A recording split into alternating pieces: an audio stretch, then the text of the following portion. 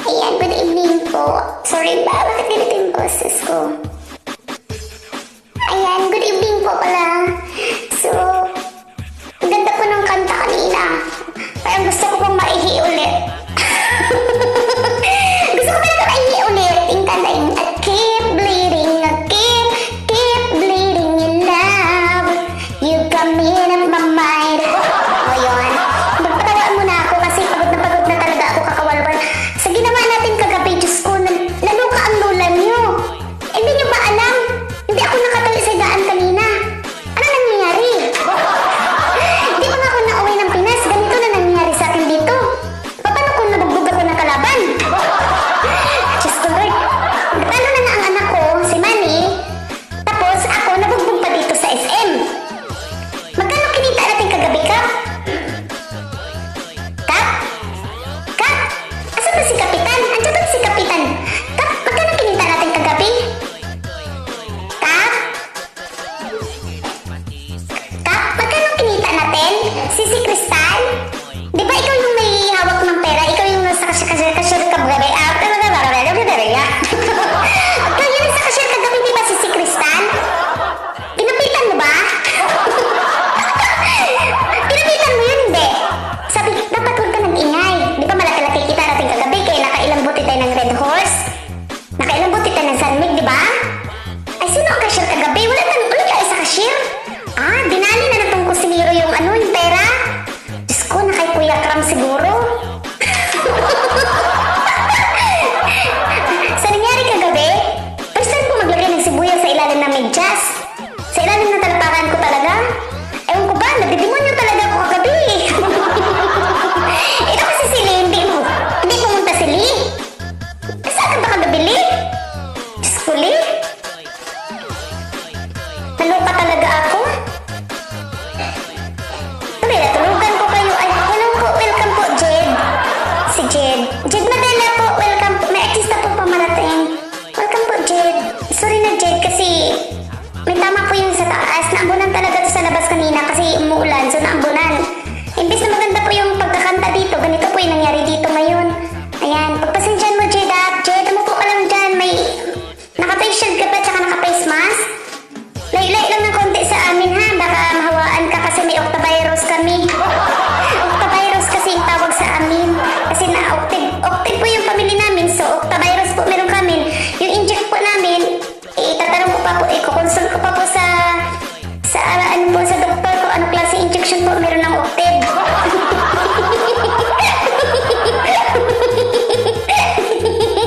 Shoutout po pala sa mga octave family. May mga tama talaga yung octave, eh. May tama na sila, tapos sumunod pa to. Pumasok pa to dito. Ito yung nagsasalita, si Mami B, pumasok pa rito. So, ang lakas na talaga ng tama nila. Sabi ko sa inyo, pag ito, ang octave na to, ipatukhan ko, lahat to, simot-simot talaga, wala talagang tira to kahit isa. Hindi ko pinsan si 150. Kapit-bahay ko lang. Diyos ko, naloka talaga ako. Asan na yung ibang kapatid? Naloka talaga ako. Yung ibang kapatid, nasaan na ba yung mga yan? Naloka? Diyos ko. Pag ganito, mamaya nag-busy pa sila. Kasi nag-iipon sila ng energy. Mamaya pa sila ulit titira. O kasi mamaya dadalhin nila yung katol ng tinda ng kapitbahay nila. Para hindi sila matulog hanggang alas 2.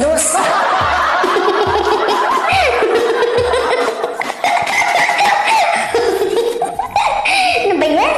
Bakit ganito talaga yung nangyari sa akin? Baba na nga ako, kanta na nga kayo. Sabay na naman, umandar na naman kasi yung pagka-hype na hype ko. Hype na hype talaga to. Diyos ko, sinapian na naman to ng masamang virus, octavirus. Malakas pala yung tama na octavirus, no? Yung dito sa octave, masarap talaga yung tama ng octavirus. Diyos ko. Kaya, kung ako sa inyo, huwag tayo magpaturok na octavirus. Ipapaturok natin sinus virus. Oo, para hindi tayo magiging sipunin.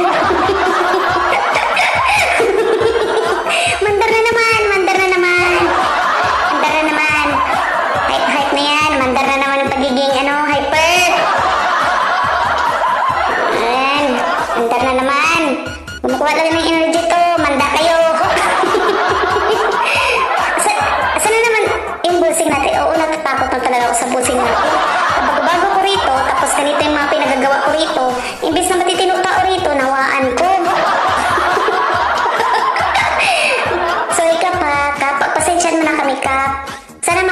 yung pasensya niyo sa amin. Hindi po kayo magsawang tumulong sa amin. Sa kasiraan po ng ulo, pagdarasal ko po na hindi po kayo mahawa sa amin, pati po yung buong pamilya niyo. Si Kuya Kram pala, yung nanay, pinasok dito sa exam. Tinan mo, nadali si Mother. Imbes na si Mother magpapahinga, dinali pa ni Kram. Sabi kanina, oh, pasok ko yung mama ko dito.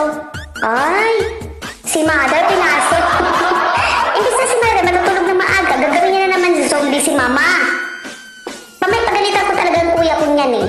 Nananahimik yung mama pag papasok-pasok ng SM. Alam mo mga tao sa SM, adik, di natutulog. Pag tukanan, si mama dali pa. Ay, hello, Wins. Sorry, Wins. May bisita tayo. Lailoy na ako. Kasi baka mawaan din yung visitors. Sayang naman yan. Imbis na matino yan, eh, magiging may tama yan. Baba na ako, ah! Baba na ako! Ano? Tas kamay! Baba na ako! Bilisan nyo! Tas kamay! Bagal naman! Pataas na, bagal pa! Bakit? May tao dyan eh! Ilang tao dyan? Iyak ko eh! Ay!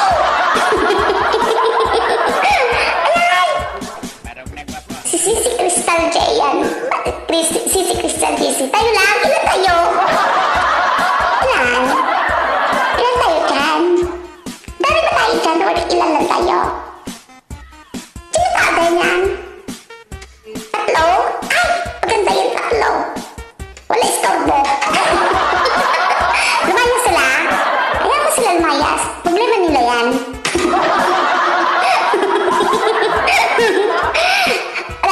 Si Bossing kasi, naguguluhan talaga kay Bossing. Hindi ko talaga alam kung sino talaga yung Bossing natin dito. Kasi pag akit na isa, may susunod. Kasi may susunod ulit. Ah, demonyo na! Naloko na!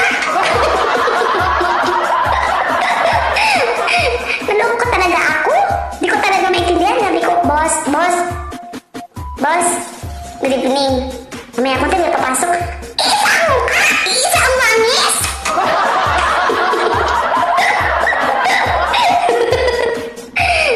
Ay, nako. Nabuang na ay. Nabuang na. Kaya talaga wala kwarta. Wala kwarta kay wala takaubra kay nabuang man ta kanina. Ay, nako. Si Kapitan talaga singiling ko talaga. Si Kapitan siya si Captain. Nahilo talaga ako kakapi. Sipin mo yung bisita. Hindi talaga mawala-wala. Ang mga bisita ng mga adik din.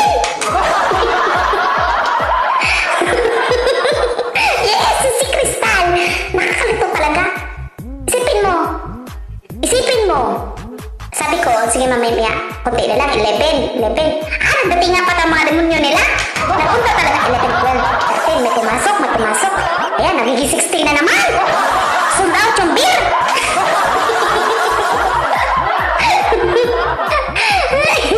Naloka ako. Kanta na naman daw ng rockstar, Diyos ko. Wala na talaga ito pahinga ang boses ko. Sabi ko sa inyo talaga, next year talaga. Wala na talaga ako isupagos. Ganito ba talaga dito sa Octave? Simulat sa pool, ganito na talaga yan. O, mga adik talaga yung mga tao. Or mga adik din bisita.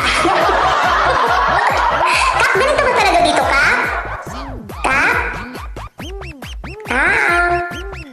Paging. Tinatawag ko po ng pansin ang ating kapitan. Kung maaari po, sumagot po kayo sa baba. Raise your right hand. Si Captain Camille pala ang real. Si Captain Mama Mia. Si Captain Mia. Yan po yung real. Yan. Ay!